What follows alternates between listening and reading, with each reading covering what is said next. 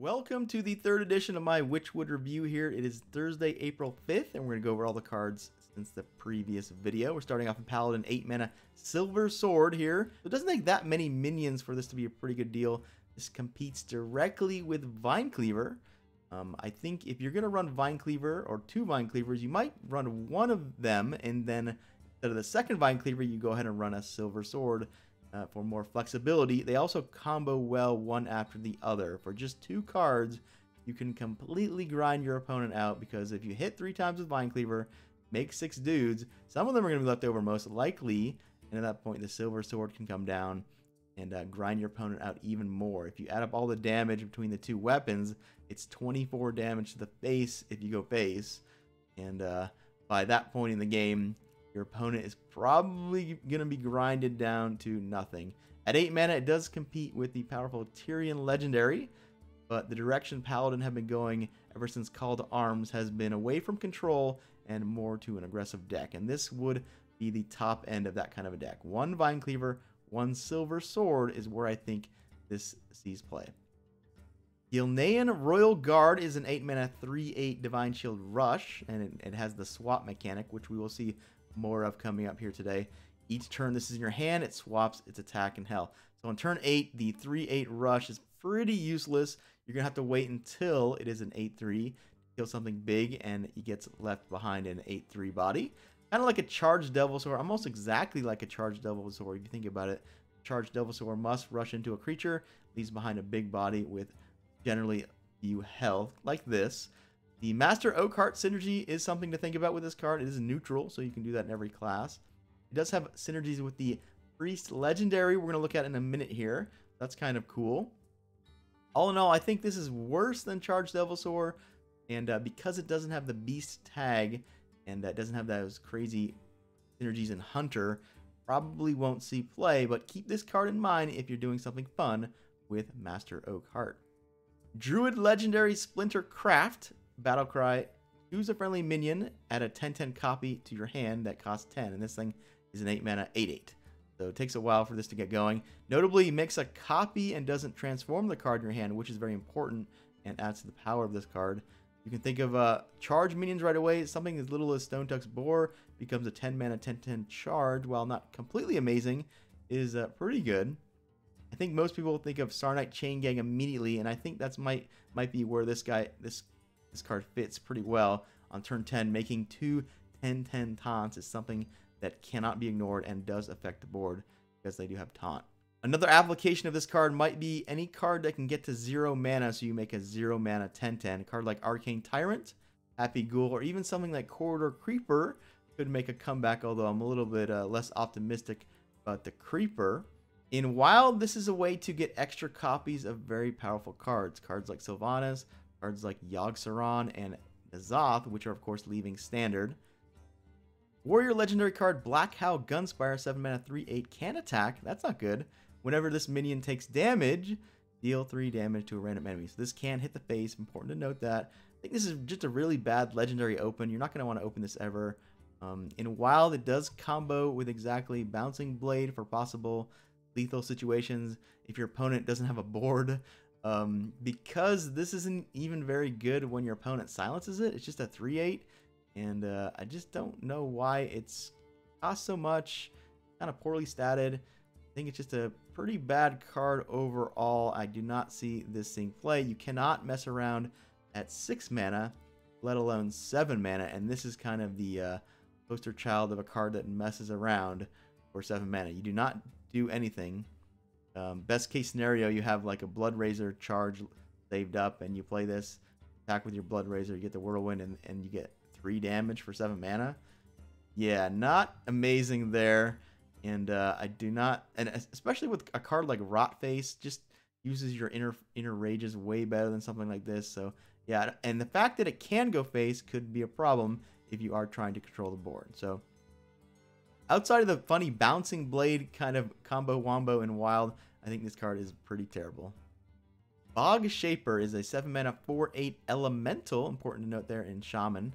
Whenever you cast a spell, draw a minion from your deck. So notably here, it is drawing a minion from your deck, not a random minion, which has been the norm lately. This can combo with something like Malagos, right? If you're playing some sort of combo Malagos deck, well, this is a way to kind of guarantee you draw him in the late game.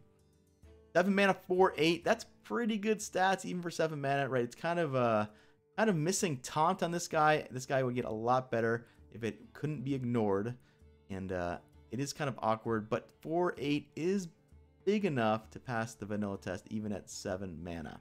In Wild, you can have a lot of fun with this guy with exactly Emperor Tharson, making him cheaper along with the cheap spells possibly in your deck. Worgen Abomination, 7 mana, 6/6. At the end of your turn, deal 2 damage to all other minions that are damaged. And this is kind of another warrior or warlock neutral card. Basically classes that can do whirlwinds kind of at will and for free. In Warlock, you have the Dread Lord, right? End of turn, it's going to deal 1 damage. And then when you play this guy, I think it'll happen after the Dread Lord. So you have to kind of order it correctly, but you get even more damage to your opponent's minions. That could be a powerful combo in Warlock. In Warrior, obviously the Blood Razor combos with this on turn 7. Play it and then you attack, and then at the end of the turn you get the 2 damage. Notably, this is an end of turn effect, which could alter your play quite a bit if there's taunts in the way and stuff. But it does combo with Drakarian Chanter, if that's a thing. That's definitely something I'm going to be playing around with. Deadly Arsenal, another warrior card here. 6 mana, reveal a weapon from your deck, deal its attack to all minions. Interesting design here. I kind of like the design because it forces out the most powerful warrior weapon in your deck generally. You're not going to want to play Blood Razor with this card. It's going to make you play cards like Arcanine Reaper and Gore Howl in a more controlling deck, which I think is a cool thing here. We have a way to, you know, change it up a little bit, right? You're not a face deck, you're a control deck, but at the same time, you're playing those big weapons in a control deck. So maybe this fits in some sort of weird mid-range deck that can turn face with Gore Howls and upgrading Gore Howls. Definitely something I've experimented with a lot. So this card's very cool, and I'm definitely going to love to try it out. First, Castaway. 6 mana, 5/3 rogue rush card here with Death Rattle. Draw a combo card from your deck. So a lot of things going on here. But in general, you can think of this like a Starfall. Starfall in Druid, very close to constructed playable, but not quite, right? This thing does have the pirate tag, which is not totally irrelevant, but at the same time, because you're kind of rushing it into something, presumably killing it off, the pirate tag might not matter too much. What's the best combo card you can get in the game? Well, no question, it is Oil in Wild. So maybe there's some sort of cool Kingsbane deck that uses this, that just tries to get as many oils out as quick as possible with Kingsbane. I could definitely see that happening. Overall, though, pretty mediocre card, very on the fringe of constructed playability. Maybe in Wild with Oil, as that's the best combo card to get. Now, you would probably not put any other combo cards in your deck. Maybe you just play Eviscerates or something. Maybe Van Cleef, who is a combo card. Yeah, very cool card. Again, very fringe playability and constructed, but it might get there.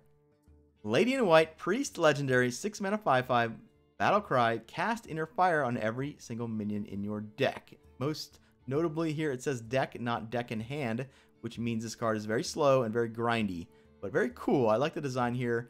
It means you cannot just play terrible cards like 1/7s and hope this is going to work out. You're going to have to play good, mediocre cards. There are cards in this, specifically neutral cards like we've seen. Gilnean Royal Guard is a good target for this card. And there are some other ones coming up, which we'll talk about. But yeah, very cool card design here. Combos with a card like Doomsayer. The Witch card coming up here, it also combos with. And yeah, pretty fun card overall. I like this a lot. Another really fun legendary is the next one, Taki Time Tinker. Mage legendary. Another 6 mana, 5/5. Battlecry. Add a random legendary minion from the past to your hand, which basically means you get a wild legendary. So very cool design here, and a pretty valuable card overall. It is kind of like Bone Drake, which is decent. The Battlecry, I think, is better than the Death Rattle on Bone Drake, and you just have the opportunity to get really powerful things like Sylvanas, Ragnaros, and I guess N'Zoth now, and etc., etc. The old gods you can get. And I do think this card will see play because the ceiling is very high and the floor is pretty low. There's not too many completely terrible things you can get when they're legendary. Holy Water, 5 mana, deal 4 damage to a minion. If it kills it, add a copy to your hand. This is very, very much a priest card in the sense that it's very powerful and very greedy and tends to be kind of slow here. And there are a lot of cards like this in the game already for Priest. Cards like Devour Mind, etc. This does have a little bit of tempo because you at least for 5 mana deal 4 damage. But it's pretty slow tempo to be sure.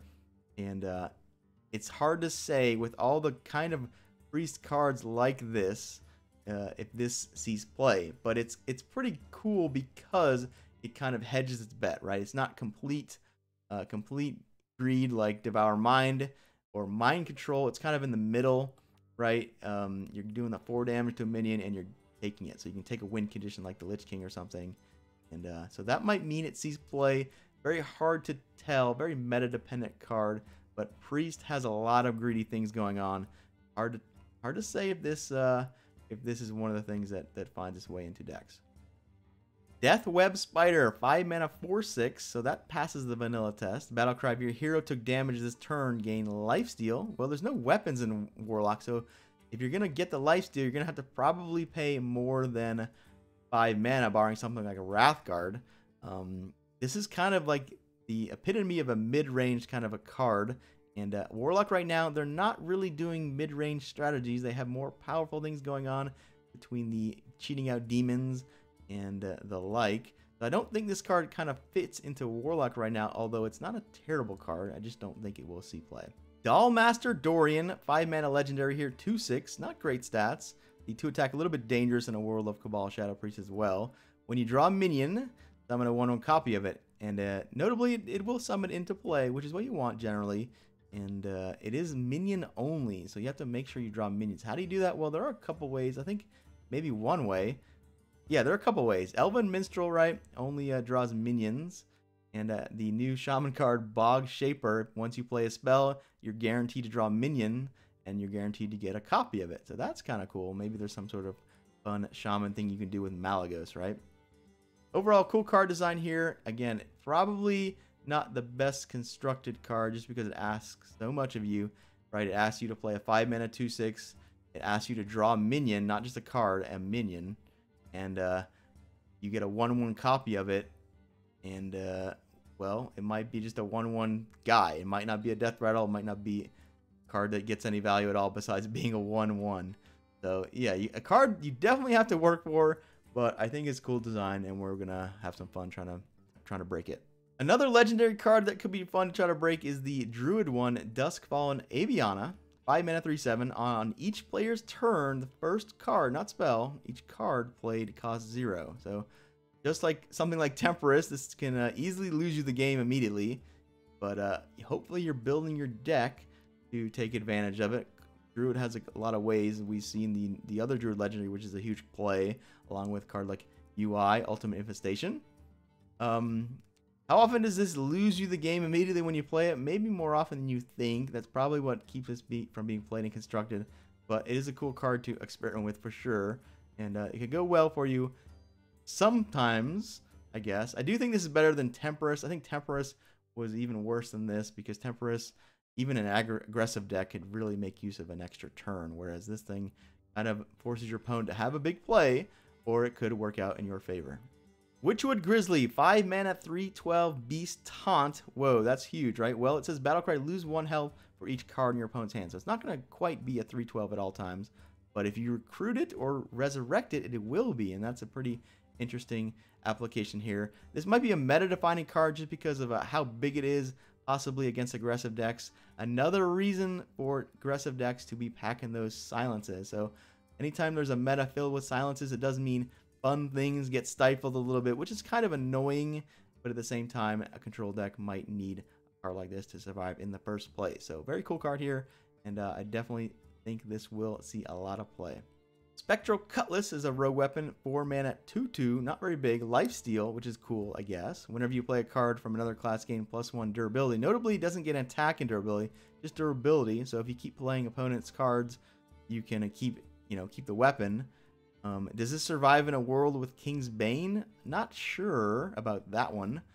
It does mean you don't have to waste the card to give it lifesteal, but giving it attack is a little bit of an issue because when you Doomerang it, it loses the attack when it goes back to your hand, so you have to start all over. and that could be a problem. It is a good Shiny Finder target, right? You play Shiny Finder. You don't always have to get King's Bane. You can get other weapons with Shiny Finder. So you can play one of these in a deck where you're stealing your opponent's cards and having some fun by giving yourself a little bit of a lifesteal. The problem is you really need to buff this thing beyond the 2 attack for it to be relevant, especially trading on the board. And then the problem is when you buff it, unlike King's Bane, once it goes away and it doesn't retain the buff, like it doesn't have the great Doomerang synergy. That might be the problem with the card. Dire Frenzy, 4 mana, give a beast, +3/+3, shuffle 3 copies into your deck with +3/+3. Very strong card anytime you can land this. A 3/4 of a Blessing of Kings, pretty much all you need to get some nice tempo, and any kind of minion you hit generally will give you a huge advantage going later into the game. This works really well with Animal Companion. All 3 targets, pretty crazy, because they're going to put a huge 3 mana card back into your deck. Huffer, very exciting, right? Putting the 7/5 charge for 3 copies in your deck might mean the game will end at any point thereafter. So pretty cool card, kind of like Houndmasters 3 and 4 here. It does have to target a beast. That is the downside of it. Notably, a combo with Stone Tusk Boar once again. Stone Tusk Boar getting a lot of love this expansion. You play this on board, you immediately charge with it, and then you put 3 1-mana 4/4 charges into your deck, which you can get if you're playing Tovir Stone Warden. So that's kind of a combo there. It does require 3 cards, but in general, that's a pretty little nifty trick there. Another 4 mana Hunter card, Wing Blast, deal 4 damage to a minion. If a minion died this turn, this costs 1. So very strong tempo card here to protect something like Houndmaster Shaw for 1 mana. If you have an Eaglehorn Bow, it works really well because the bow can be your minion kill without, requiring any extra mana. So you can use that extra mana to play another creature, right? You have the bow out. Turn 4, you attack something with the bow. You get the kill. You play the 1 mana Wing Blast, and then you develop your board even further by playing another creature. So very strong tempo play coming up here, and I do think this is good enough to see play. Bellringer Sentry, 4 mana 3/4 here. Battlecry and Death Rattle. Put a secret from your deck into the battlefield. Kind of a fixed Mysterious Challenger, I guess. This is no Call to Arms. It is a 4 mana card in Paladin. And Call to Arms kind of pushes out other 4 mana cards in general. But this guy does have synergy with both Redemption and Getaway Kodo. I believe Getaway Kodo leaves standard. You can do that in Wild, right? The Battlecry means that you get use out of the Getaway Kodo. The Death Rattle means you might get use out of the Redemption. So even though this card nowhere competes with Call to Arms, because it's kind of an annoying thing, it might just sneak up on people and might sneak into Constructed. Being able to, get those 1 mana things out of your deck might be beneficial for your deck moving forward. So not quite Mysterious Challenger, not quite Call to Arms, but it might be annoying enough where it sees Constructed play. I do see a world where this is good.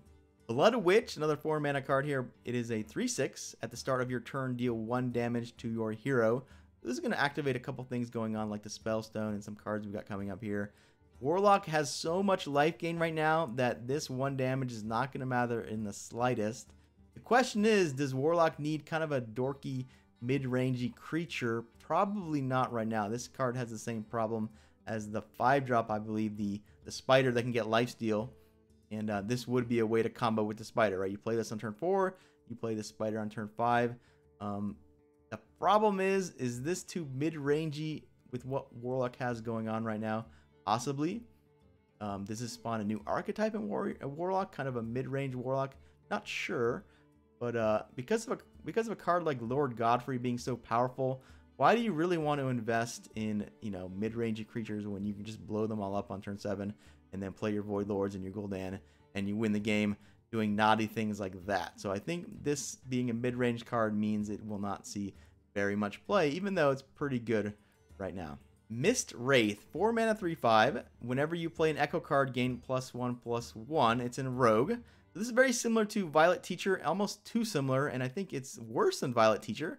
That's probably what dooms this card from ever seeing constructive play, because if you want this card, then you probably want Violet Teacher more than that. Well, maybe you play both of them. That's a possibility. I just don't really see it. I do think the Violet Teacher effect is way better than this. Kind of going wide instead of investing in one creature which can be dangerous. It does make trading better with this guy. When it gets buffed, you can trade better. But I do think the Violet Teacher is a better card. So because you would have to play Violet Teacher and this card for it to see constructed play, I do not think it sees constructed play. Swift Messenger, 4 mana rush, 2/6. Each turn this is in your hand, swap its attack and health. So this is one of the better neutral 4-drops in the game right now. I'm not sure if it sees constructed play. I'm definitely going to experiment with it because I think it kind of does a lot, right? If you start with it in your mulligan, it's going to be what you want against aggro. It's going to be that 2/6 rush, you know, hit those annoying paladin things and be on your way the next turn to continue to clear the board. Late game, you can wait until it's a 6/2 rush, kind of like a removal. You can think of this like as a fireball that kills minions. How many minions do we need to kill right now in standard? Not that many. In WoW, there's more things like Sylvanas and Emperor Tharsin to worry about. So it is pretty good though. It has the synergy with Lady in White. I do think this card might surprise people, and I'm definitely going to jam it into a lot of decks just to see if it is one of the top tier neutral 4-drops, because I think it could be. I'm just not too sure how often the rush card is good on turn 4 as a 2/6, right? If you need that defensive option, I think this card's really good. And yeah, we're gonna try this card quite a bit. Paladin Legendary, the Glass Knight, 4 mana, 4/3 Divine Shield. Whenever you restore health, gain Divine Shield. So you can kind of get some long-term value with this guy. The stats are good. It's an upgraded Cthulhu's Chosen. When revealed, some people thought it might just see play as a neutral 4-drop. It was close to being playable, the 4/2 Divine Shield. This guy being a 4/3 Divine Shield might just mean it fits into every Paladin deck just because it's so solid. The 4 mana spot is the Call to Arms spot, a little bit crowded spot there. And the card that this combos best with is True Silver, which is another 4 mana card, right? You play this, you play your True Silver, you attack with it, it loses the shield. You attack something with a True Silver, you gain 2 life, it gets the shield back. Paladin is notably losing Rallying Blade, which kind of took over the True Silver spot in Paladin list, but maybe with Rallying Blade going away, we go back to the True Silver, and all of a sudden this guy becomes a must play. I could definitely see a world where that is the case. This guy is notably not an elemental, which is a bummer as it can't activate the turn 5 Servant of Kalamos. That would have been cool. Oxmonger, 4 mana, 2/4 Hunter card here. Whenever you play a 1-cost minion, give it Poisonous. So another Hobgoblin Bro here. Very cool card. I'm going to love to play with this thing quite a bit. Makes cards like Stone Tusk Boar, once again, pretty good. And it turns cards like Argent Squire and even Elven Archer into kind of all-stars, right? You get almost double Poisonous. The Elven Archer poisons something as it comes into play as a battle cry, and you get a 1/1 Poisonous on the field.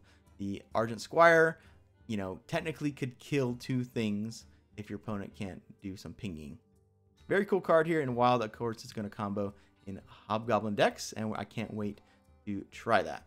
Witching Hour is a 3 mana Druid spell. Summon a random friendly beast that died this game, so you can get some value. How do we get Tyrantus to die as fast as possible? Well, we're losing Barnes in Standard. Maybe you can do that in Wild. That'd be kind of fun to try. Kind of turbo Tyrantus deck. In Standard, Witchwood Grizzly is the most likely target as you get a 3/12 beast for 3 mana. A lot of beasts running around in this set, but the Grizzly's probably where this kind of combos the best with.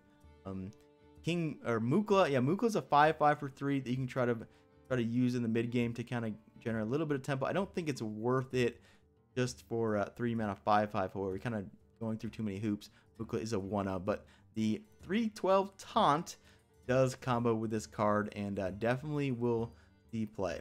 Duskbat, 3 mana 2/4 beast. Battlecry, if your hero took damage this turn, summon 2 1/1 bats.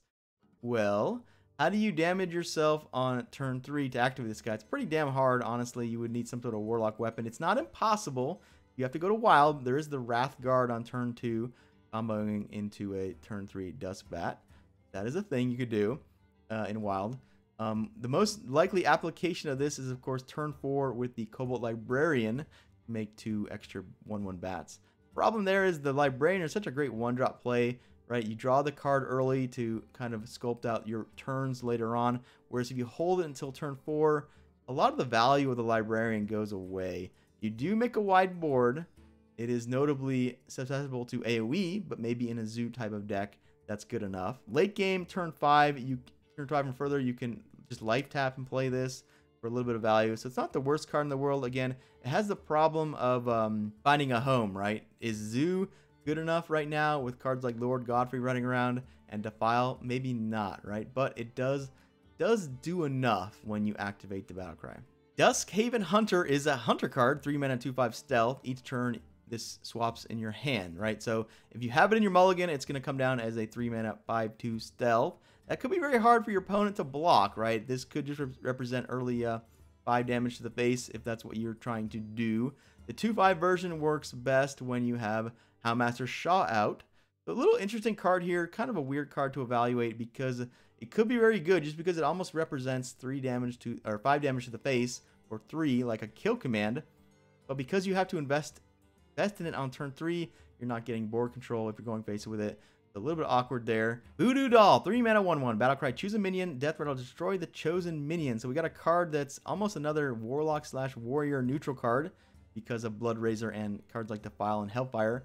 In Warrior, this is close to a 3 mana execute, again, once you have the powerful Blood Razor active.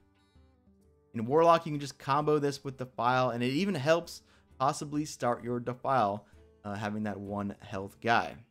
Witch's Cauldron, 3 mana, 0/4. After a friendly minion dies, add a random shaman spell to your hand. So not just shaman are going to have fun with the random spells with Hagatha. Everyone can have fun. This is notably a neutral card with the Cauldron here. So this is a card that could snowball out of control fairly easy, kind of like a mana tide type of card. It is notably resilient to AoE more than a card like Cult Master.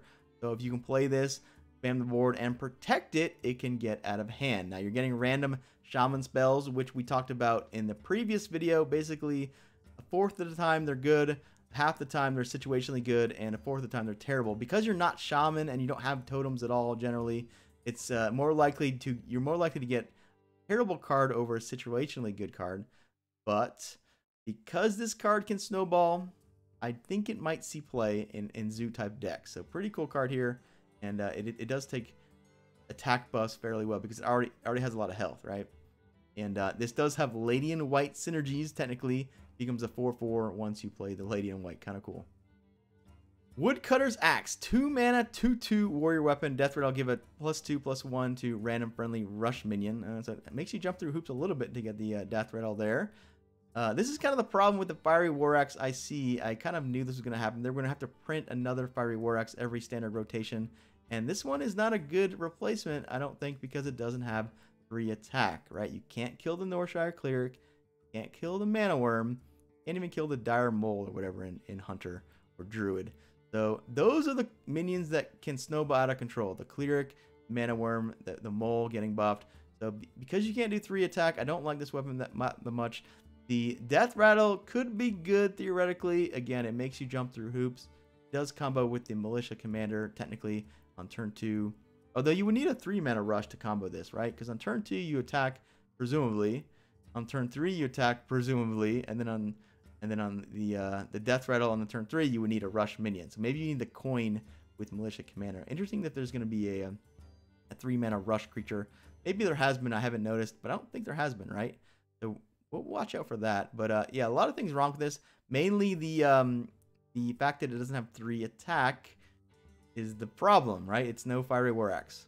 Cheap Shot, 2 mana, 2 damage to a minion, Echo. So you're never going to get tempo with this card, but because it is versatile, I think it's better than it looks, just because it is kind of pseudo AoE. Even though you're spending 1,000,000 mana for it, Rogue does need ways to kind of deal damage out on wide boards. This is a way to do that, again, for a tempo loss, but because it is very versatile, I do think it's better than it looks. Now, does it make a Rogue list? Possibly, but maybe as a one-of, right? Just kind of a nifty little trick that you can lose early and late. A rogue card with Echo that I do think we'll see more play is Pickpocket here. Add a random card to your hand from your opponent's class. So something you can do in the early game if you have nothing better to do. And in the late game, it gets closer to like a sprint type of card where you can get a lot of value from it. So I think this card might be a one-of, but it might see more play than Cheap Shot. Rat Trap. Secret. After your opponent plays 3 cards in a turn, summon a 6/6 rat. Well, that's asking a lot. The reward is good, no doubt, but you might lose the game before your opponent casts 3 cards in a turn. In fact, you might lose 10 games in a row before your opponent casts 3 cards in a turn. So, yeah, and with things like Deck Tracker running around, your opponent is eventually going to see that you have Rat Trap, and they're just not going to give you the 6/6 rat ever. Playing 3 cards in a turn isn't that bad of a thing. If this had played 2 cards in a turn and it did something, that's hard to play around. But 3, your opponent can see that it's Rat Trap eventually with Deck Tracker, and they're just not going to give you that rat. So I don't like this card at all. I think this card's pretty terrible. It might be the worst card in the set so far, right? Sound the Bells, 2 mana Echo, give a minion +1/+2. Very slow card here. It does combo with Wild Pyro, but other than that, I don't like this card in the Paladin class. It doesn't really fit with what Paladin is doing right now. The most powerful thing to do in Paladin, obviously, any deck with Call to Arms. This does not fit in that type of deck whatsoever, because that type of deck plays Divine Favor, and this card is kind of a slower card that doesn't, again, fit very well with Divine Favor or Call to Arms. Again, it is a combo with Wild Pyro, something to consider if you're looking for anti-aggressive things. It's just kind of weird. You kind of need another way to combo this, because are you just saving your Wild Pyros for the Sound the Bells? Well, what if you had to Wild Pyro Equality and then you draw Sound the Bells off the top later in the game? What the hell are you doing with this thing, right? It's kind of pretty bad in that situation. Another Paladin card here, Cathedral Gargoyle, 2 mana, 2/2, Battle Cry. If you're holding a dragon, it gains Taunt and Divine Shield. The Taunt is what makes this card a little bit interesting. On turn 2, it's going to be almost impossible to get the Dream Minibot with Taunt. Later in the game, however, it is more likely you'll have a dragon, and later in the game, the fact that it does have Taunt means it's a little bit relevant. Whereas if it didn't have Taunt, I don't think this card's any good. Because it has exactly Taunt, though, it's a little bit more interesting later in the game, because it's like an Annoyotron. You can't ignore the Annoyotron, right? Kind of has negative Call to Arms synergy as well, because you don't get the Battle Cry from Call to Arms, you just get a 2/2. Now, one could argue that whatever 2/2 you get from Call to Arms is value, because Call to Arms is so powerful. But again, you're looking for the Knife Jugglers, you're looking for the Divine Shield minions out of those Call to Arms. Cards that get value more than a 2/2, right? Spell Shifter, 2 mana, 1/4. Spell damage +1. It has the swap thing going on. If you have this in Mulligan, it's good. It's the 1/4. That's what you want. You almost never want the 4/1. Very close to Tainted Zealot, which did see play in Constructed in Warlock. Warlock has kind of moved on from that, but it could make a return in Warlock. I think it's more likely to see play in Shaman. Originally, I thought Tainted Zealot would see a lot of play in Shaman because it has the Flame Tongue synergies along with the Maelstrom Portal synergies. Unfortunately for this card, Shaman does lose Maelstrom Portal in Standard, but spell damage in Shaman is very powerful, obviously with a card like Lightning Storm. Emilios is the last card we're going to reveal today. It is a 1 mana 1/1 beast in Priest. Each turn this is in your hand, transform it into a card your opponent is holding. So kind of a game changer here. We have never had this effect where we can kind of see what's going on in our opponent's hand until now. That might be enough to make this play a lot in Priest, just because you're going to make better decisions if you know all the information. If you know your opponent can't AoE you, well, you can play into it. If you know your opponent has something like Mind Control, well, you're not going to play the Lich King. Stuff like that. So, late game, it can, turn your opponent's powerful plays into powerful plays on your side. So the longer this is in your hand, the more value it gets, both because you're getting later cards, heavier cards, and because you're getting more information throughout the game. It should be interesting to see how deck tracker type things handle this card. Are they going to put the picture of the card in your opponent's hand or something? I guess they don't know which card it is, so they don't exactly know what's going on there, but it could be interesting to see what deck trackers do with this, right? All right, this card was revealed as we were going through the cards today. It's a Town Crier Warrior card, 1 mana, 1/2. When you play this, you draw a rush minion from your deck. So very strong card, actually very, very strong.